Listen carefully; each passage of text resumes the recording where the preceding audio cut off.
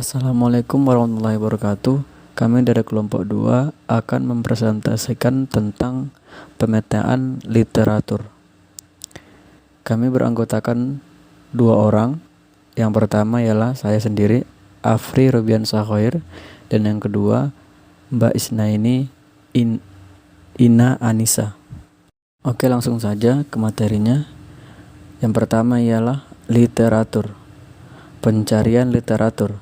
Sebelumnya seseorang harus mencari secara manual beberapa indeks bibliografi yang dikumpulkan secara terus-menerus, membuat daftar jurnal, buku, dan sumber lainnya di mana karya yang dipublikasikan dalam area ketertarikan atau area of interest dapat ditemukan. Dengan teknologi modern, menemukan sumber publikasi terkait topik yang diminati menjadi begitu lebih mudah. Basis data yang berkomputerisasi menyediakan sejumlah keuntungan. Yang pertama, hal tersebut menghemat begitu banyak waktu. Yang kedua, basis dan terkomputerisasi adalah daftar dan tinjauan referensi yang komprehensif. Dan yang ketiga, mengakses basis data terkomputerisasi relatif murah. Untuk alasan itulah penelitian dapat fokus pada materi yang paling penting untuk kegiatan penelitian.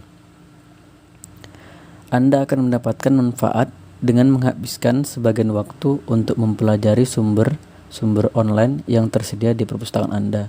Sebagian besar perpustakaan memiliki sumber-sumber elektronik yang tersedia seperti berikut ini. Ialah jurnal elektronik. Jurnal elektronik adalah perpustakaan Anda mungkin berlangganan jurnal-jurnal yang dipublikasikan atau tersedia secara online. Temukan jurnal-jurnal yang disediakan secara online oleh perpustakaan Anda. Dan basis data bibliografi atau bibliographic database.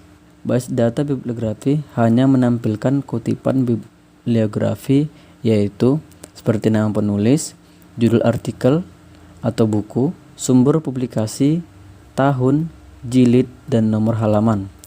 Hal tersebut membuat informasi yang sama seperti yang ditemukan dalam indeks bibliografi, buku-buku di perpustakaan yang diperbarui secara berkala, dan mencakup artikel yang diterbitkan dalam majalah, surat kabar, buku, dan sebagainya.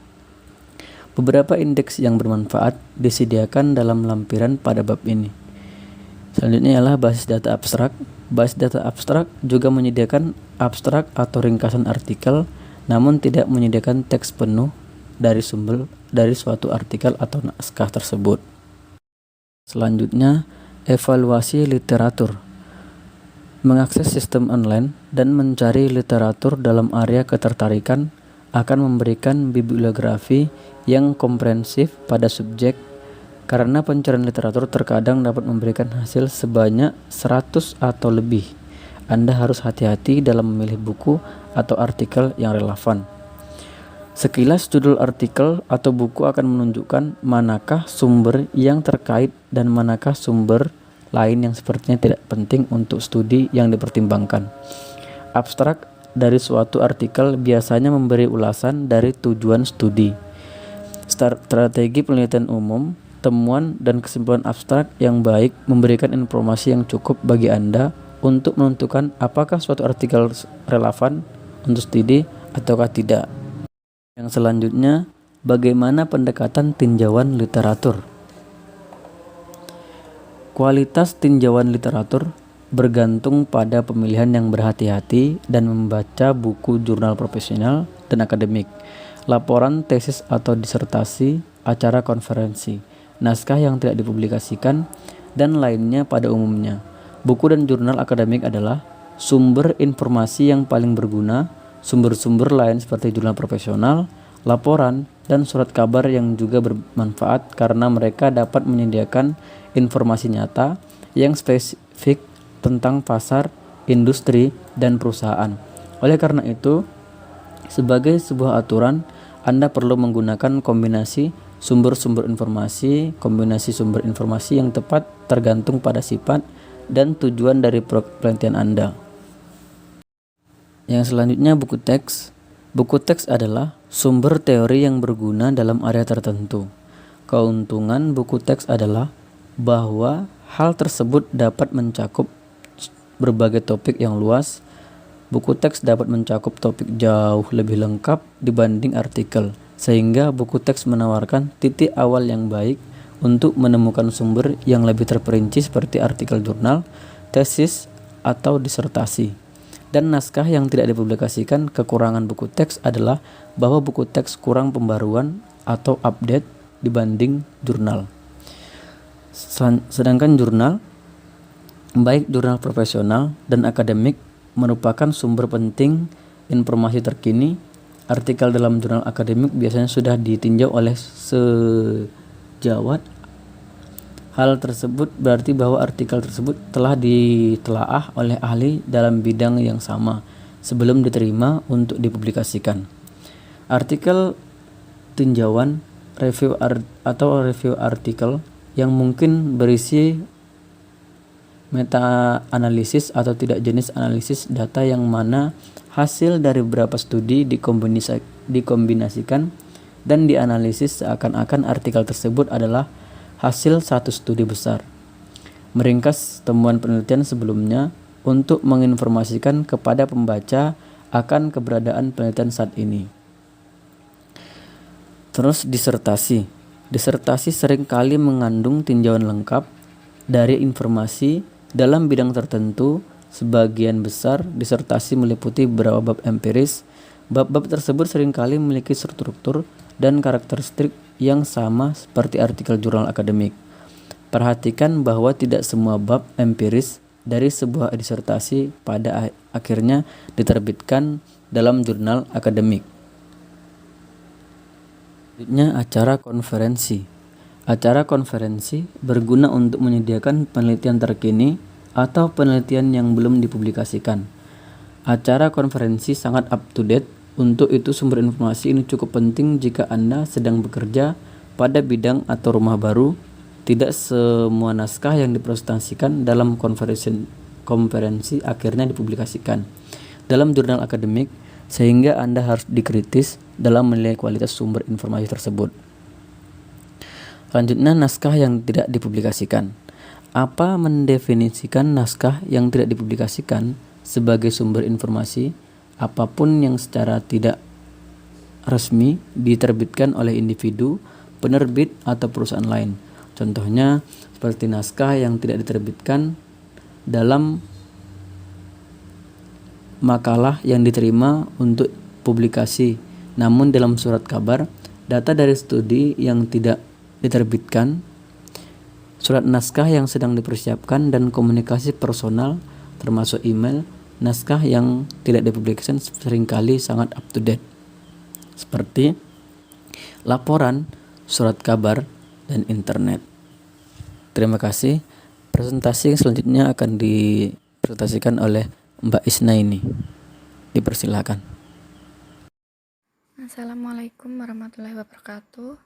Perkenalkan, nama saya Isnaini Ina Anissa. Selanjutnya di sini ada literatur primer. Literatur primer adalah jenis literatur yang dibuat dari hasil penelitian di mana isinya belum pernah diterbitkan oleh orang lain sebelumnya. Jenis literatur ini umumnya berisi tentang gagasan ataupun teori baru di berbagai disiplin ilmu. Beberapa contoh literatur primer yaitu tesis, disertasi, makalah, jurnal, paten, laporan penelitian, interview, dan lain-lain. Ciri-ciri dari literatur primer yaitu yang pertama, isinya masih orisinil dan bersumber dari tangan pertama tanpa ada perubahan atau modifikasi. Yang kedua, jenis literatur ini merupakan bentuk pendaftaran dan penerapan sebuah penemuan atau gagasan baru. Dapat juga dalam bentuk penjelasan sebuah alat baru. Yang ketiga, literatur dapat berupa karya tulis ilmiah yang diajukan untuk memperoleh gelar doktor di universitas, misalnya disertasi atau tesis.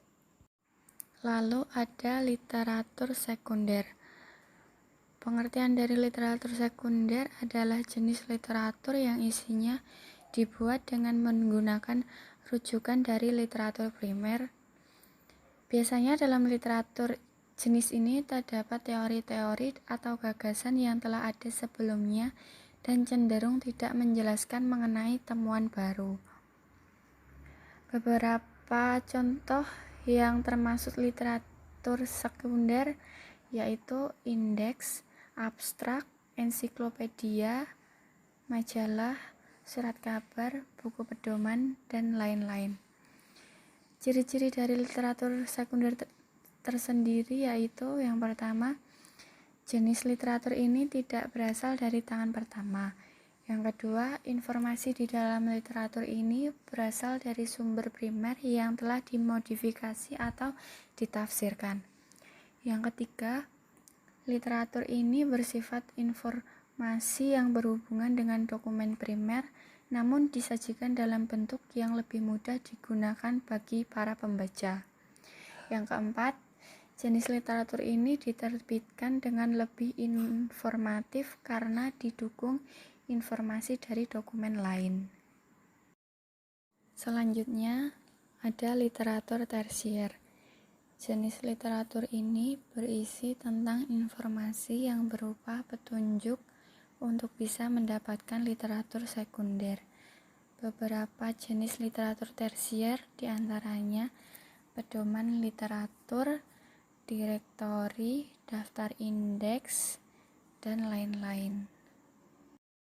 Jenis literatur berdasarkan penempatan koleksi. Di sini ada dua, yaitu yang pertama koleksi umum dan yang kedua koleksi referensi.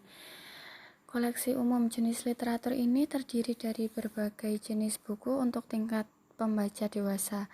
Biasanya jenis literasi ini berada di rak terbuka dan bebas untuk digunakan siapapun sebagai bahan bacaan. Beberapa buku yang termasuk koleksi umum yaitu novel, komik, buku budidaya tanaman, dan lain-lain.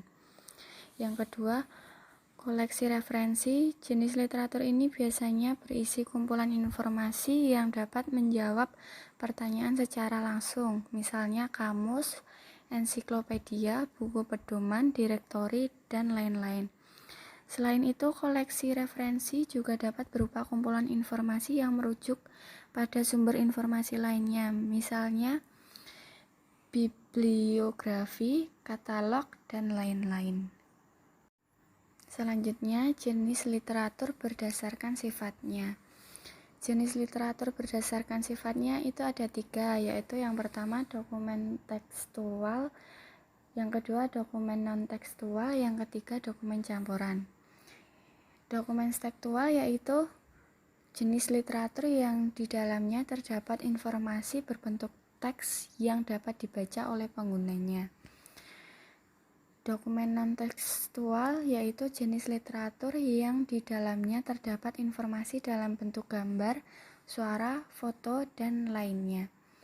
Yang ketiga, dokumen campuran, yaitu jenis literatur yang di dalamnya terdapat informasi dalam bentuk gabungan dari dokumen tekstual dan non-tekstual. Terima kasih Mbak Isnaini. Itulah tadi presentasi dari kami. Kurang dan lebihnya kami mohon maaf yang sebesar-besarnya. Wassalamualaikum warahmatullahi wabarakatuh.